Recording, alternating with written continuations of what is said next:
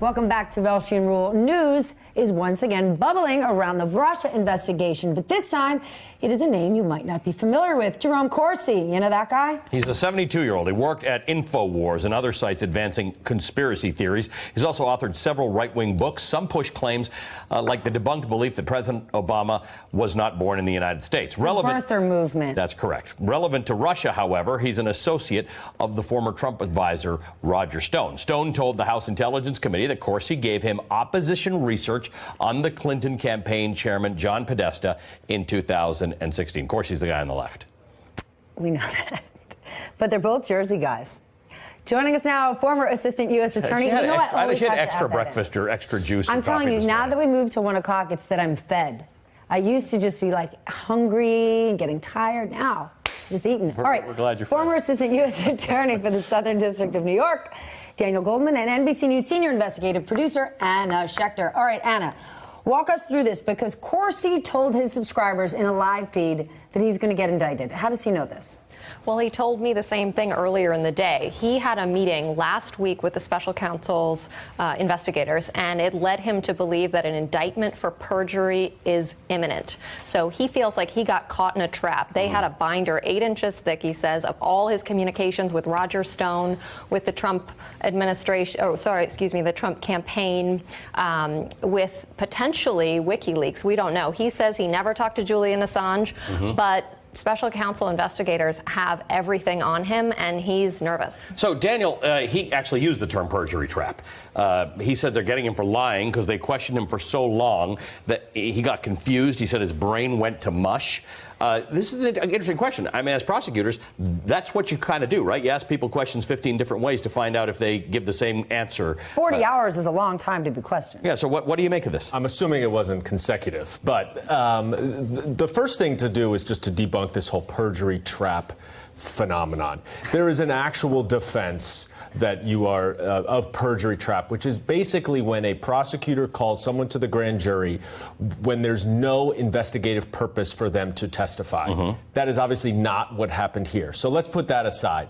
What Jerome Corsi seems to be saying from Anna's reporting is he's trying to create a defense for himself. He's saying, I don't recall. He's saying, my brain turned to mush. I'm not sure what I'm saying, etc. And that could, in theory, be a defense to a charge of perjury. By the way, perjury would only be for grand jury testimony. Got it. It would be false statements if he just lied to Mueller and his investigators. Got it. So it's unclear which one it ultimately will be. Did he tell you? No. Okay. But he seemed to insinuate that it was in meetings with 9 FBI agents, 6 prosecutors. A grand jury would be a different setup. Got it. Okay. And this is a charge that we've seen Robert Mueller bring against a number of defendants. And you don't bring it lightly. I had many investigations where we had witnesses come in and they lied to us and we knew it. But it required a lot of resources to charge someone, to go through a whole prosecution. And as we've seen from some of the sentences on people charged with false statements, there's not a lot of time. So we often would say, you know, it's not worth our time. Let's focus on the bigger fish. Okay. That's not what Bob Mueller has been doing. So in this let's say he takes a plea or gets indicted. Where does Mueller go from there? With Jerome Corsi or just generally? The whole shebang. Because what does this do? How does this influence? Because Corsi could end up being sort of a right-wing conspiracy theorist that doesn't actually have a direct line to Trump. Right? Or he could be the guy who got... That's the heart of it, is did he get information from WikiLeaks and transfer it to either Stone or someone in the Trump campaign?